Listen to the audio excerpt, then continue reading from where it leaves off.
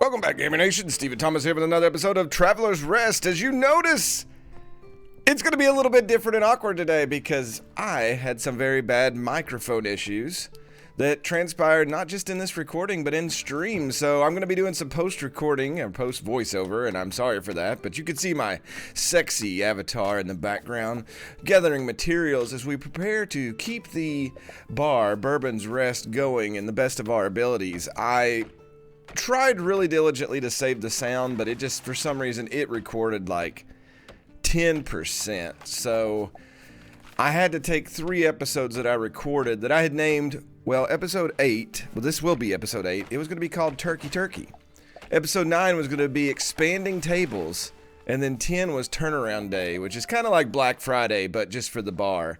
But as you can see here, I'm just trying to level up the character and gather resources. I think I take a day or two and just really try to not open the bar as much, but go around and exploring and unlocking things. Here you can see I'm unlocking wine because I was starting to look through some of the stuff in the porter that we unlocked. It's going to sell for a certain amount, but I feel like my wine, not mine, as I'm mining, would do a little bit more. Now, I did come back up here into the cave where the white mushrooms and stuff are, and we walked right past something the other day, and I wanted to showcase it here. So after I get done mining, I'm going to go up here and show you, because I actually pointed it out and said, oh, well, I don't want to go in there. That's probably some alternate dimension, and I'll die or something like that. It's evidently not that type of game. So it's evidently a portal, but as you can see, it's got like a, what is that, a beer mug on the top of it or something like that. And yeah, I decide, well, what the heck, let's go ahead and sample it. And I was really excited at this point, but it turns out that it's got a whole bunch of people here with lights, glowing blue things, and you got to read this thing, and it's all these like tavern gods or something of that nature, probably patrons of that, but they get this, and it's like, raise your glasses, custodians of the ancient legacy, for knowledge recorded will never fade from memory. And it turns out that when you light this, you get access to a recipe store. So instead of going out and learning or doing quests and stuff like that, every reputation level for the tavern you get, you unlock. And you have the ability to come in here and buy recipes, which a lot of them, we don't have access to, like prawns and stuff yet. And I don't know where intestines come from. I mean, I know where intestines in real life come from. You know, obviously that comes from the inside of animals. Playing Pal World recently, I know that you could butcher them, but on here, I don't have a farm and stuff yet. You've got to have 20 gold and a whole bunch of room and stuff. So we're not quite there yet. But this is where you get it. So there's a couple of things, desserts and stuff that you can really expand. I think I buy the salad because lettuce is something we can get a hold of. But other than that, we're going to put that on the back burner. Get that pun here? Yeah, kitchen work? Okay. Anyway, let's go back over to the neighbor's farm. And again, I'm just going to steal all the stuff on his property because he's too busy just walking around looking at his hot wife to really pay no mind to me. Actually, he's staring seductively at me. Stupid, sexy Flanderses. But yeah, this is the awkward thing of where I just go around and I steal and don't talk to his family at all. They're just wondering why I'm walking around their property with a menacing pickaxe. But I discover lemons. And I think olives here on this olive tree. Yes, we're in Jerusalem somehow. And yeah, just essentially take all of his stuff that's growing that I could find and realize that we had access to lemons. And I think there's another tree there. We got some bushes and berries. But yeah, olives and lemons are something new we can add to the kitchen repertoire. Moving on around, we come down here and there's this big rock dude. He's got a chicken on his head. His name is Bob. He's like, are you Bob's father? And I'm like, no. He said Bob looks for him, but Bob couldn't find. And it's a real sad story. Poor Bob. Poor Bob can't find his dad. I understand. Bob, is that your name? Yes. Little Violet gives name. Bob says thanks. Yes, it's a good name. I mean, you know, what else do you say to him? You friend of Bob and Nugget. Nugget? Who's Nugget? You know, you got to find out which, at this point we know. Nugget is best friend of Bob. She is very smart hen. She helps Bob in his shop. So, Nugget is the breadwinner of the family. So, you can come over here, and Bob has kind of a rotating Father, Violet says Father loves Bob. Bob doesn't know. Chest stone hurt. Aw. Father leaves Bob alone. Long time alone and sad until meet Violet's family. They are good to Bob and give Nugget. Nugget takes care of Bob now. If you find Father, you let Bob know. Bob hugs or smashes after hearing Father talks. So, I'm wondering at some point that you do find, like, his dad somewhere. And, you know, that would be pretty cool. They would have to make it, like, tragic. Like, his dad, like, got stuck somewhere. And all that. But yeah, Bob has a rotating thing where you can buy stuff from him. Some sprouts and stuff that we could plant. Eggs. He's expensive like the wife is. Here you can see where the bar is. We got some dark spots we're going to have to take care of. I also unlocked this enchanted broom. Now, I did not know what this thing would do. The cat immediately like just does not like it. And like just stares at it as soon as I place it. But, yeah, the enchanted broom, or mop, I guess, is going to service us later on. Here we find a turkey. And I find out you can kill a turkey with your broom, with my ninja skills. Yeah! And we get wild turkey meat, which can be used to for a plethora of things. I will probably turn them into, as you can see here, probably some shish kebab as I prepare some tea to sell to the lovely guest. But the kitchen is still quaint and small. You can see there that we need to get white or grapes.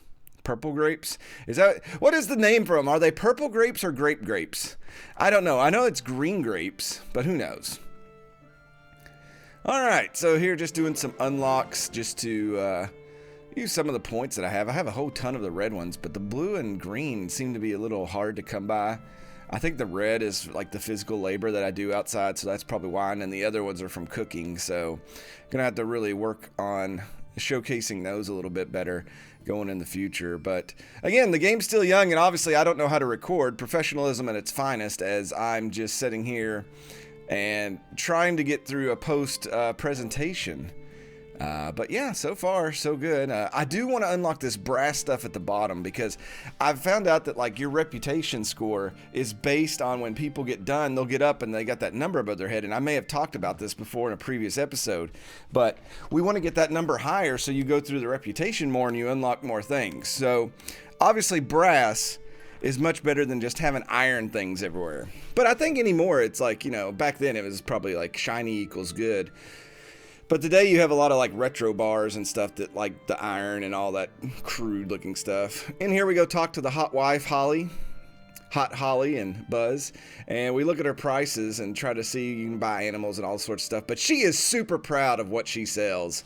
And yeah, we're just not able to buy stuff. But she does have milk and meat and things like that that we could utilize in the future. But right now we are a poor bar owner. And Bourbon Rest is just not making the money to be able to afford her or her goods. Alright, back to making more stuff, and we're just trying right now to build all the brass thingies I want. I'm trying to accomplish building some more tables, because obviously the more people you have in your bar, the more money you can make at once, and that's our goal, is we need to really allocate funds and make money, money, money. As you can see, brass, brass, brass for the reputation. Tables, tables, tables for all the people to come in. Now, I did find out, and if you're starting to play this game, that there is, and we may have talked about this earlier as well, there's a kind of a reputation holder that stops you from being able to have too many people in your bar. But as you can see here, I'm pretty full and things are doing well. Very spicy. Very good indeed. You love the way it looks. Alright, let's transition over and look at my amazing epic garden that we are maintaining. At some point this will have to be a miraculous, well manicured bastion of food stuff, but for now it's a 6x6, actually a 6x6 plus 1 monstrosity, but yeah. So here we're constructing more planks. We must have additional planks to create more tables.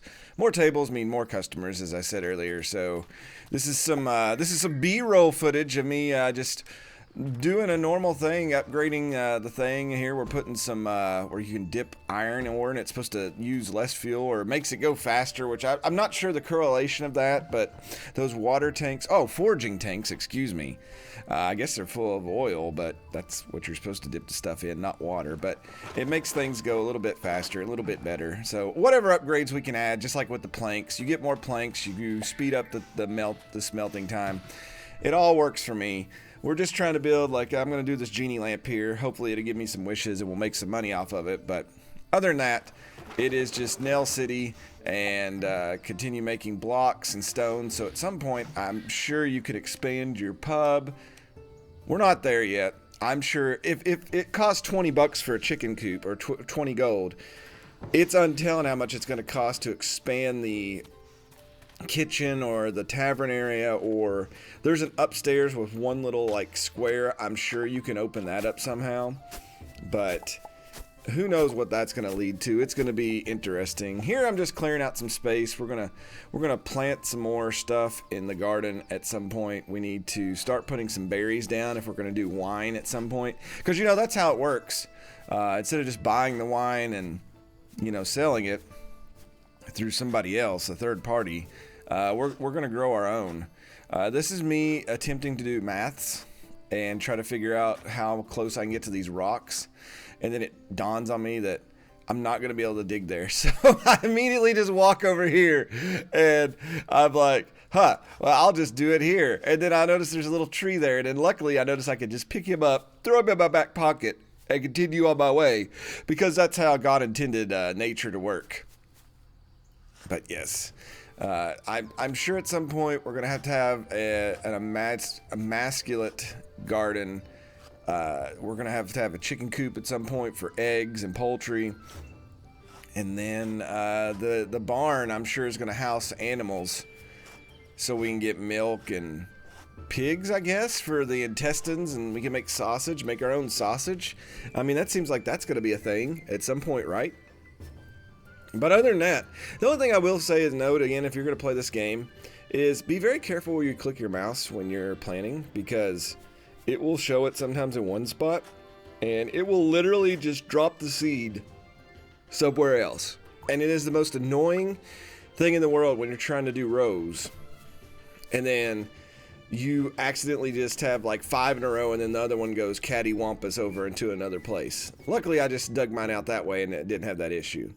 All right, back inside, you can see I've got 3 large tables set up now. But I'm not very happy with that. But, I mean, we do start making money with it. Some of the shish kebab that I made out of the turkey meat was selling for $4.50 or something. You could see some of the bronze items up there on the shelf. But it's not enough. The people, they eat. They're happy. They still complain. I still have to go after them with brooms. Speaking of brooms, the enchanted broom's up there. I don't know if we've got to see it go into effect yet, but another guy getting mad here. We'll pop him down. I noticed that we need some more drinks and stuff, and I think I'm looking into the press. The press here could take, anything. It's just like what you have if you make lemonade at home. You squish your lemons in a press and you get lemonade. But it is over 2 gold, almost 3 gold. So we're going to have to really, really buckle down and make some money if we want to incorporate that into our business.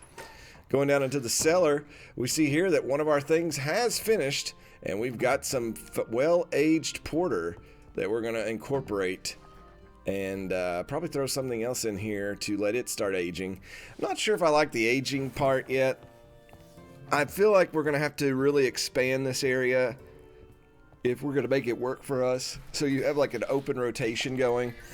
Back to the grind here. Again, every day that I wake up early morning is running out here in the back, smelting as much as I can, gather coal, gather the close resources, because that's what it's going to take to expand the bar and keep us going toward profitability, because capitalization and that late stage capitalism that we're going to try to create here in our little stretch of road that we have, because right now we're the only tavern here, so we have the monopoly, and when you have the monopoly you need to take care of all of that. And yeah, so here, more coal equals more fire, more food. And here we've added another table. You can see here, I've got the table down. I'm also replacing the iron chandeliers, or whatever they're called, with the brass ones so that we can get a higher score when it comes to actually, when people come in and sit down, that it's very bright in here now. Like, I was worried about it being dark, and then now I've added so much light, it may like ruin the mood, the aesthetic that we had going on, but it is what it is. I enjoy it. I like the direction we're going. I'm meticulously just placing things everywhere, but we're about to have 4 large tables, a medium table, and a small table running.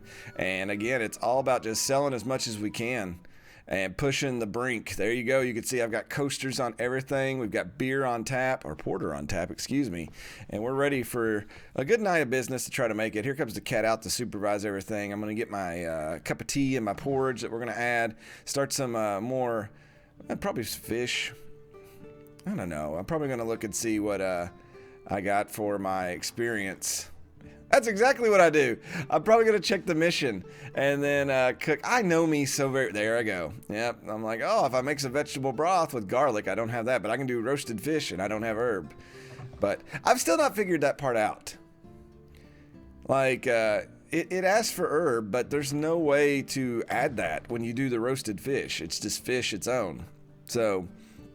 not sure how that's going to work out in the end. But yeah, here we are. Putting the more stuff on tap. We've actually made more than 30. So we'll have a lot of alcohol to sell, that porter. And hopefully, you can see here, we are rocking and rolling. This place is really hectic. Money just everywhere. Me going back and forth, running it out, cleaning tables, making sure everybody's happy, telling people to calm their tits down, and just, yeah, here goes another skewer out. Oh, no, there it goes. $5.42 for that turkey skewer. So, yeah, that thing's selling very well. You can see the money ticking up there slowly but surely. And I found out you just got to stay on top of these tables. I don't know why I'm just sitting there staring at them menacingly, but, it is what it is. I think I'm right there probably reading out, fill your life with beer and cup of cheer or something stupid like that. You know me and my stupid statements that I love to make. And it's just, like I said, it's really awkward coming back and like watching my gameplay after the fact and post-recording. But that's what you get today. Episode 9 will be better. Episode 9, hopefully we make enough money here that we can afford that press. And we can start making different juices and stuff. I kind of want to take water off the keg back there and have other stuff going.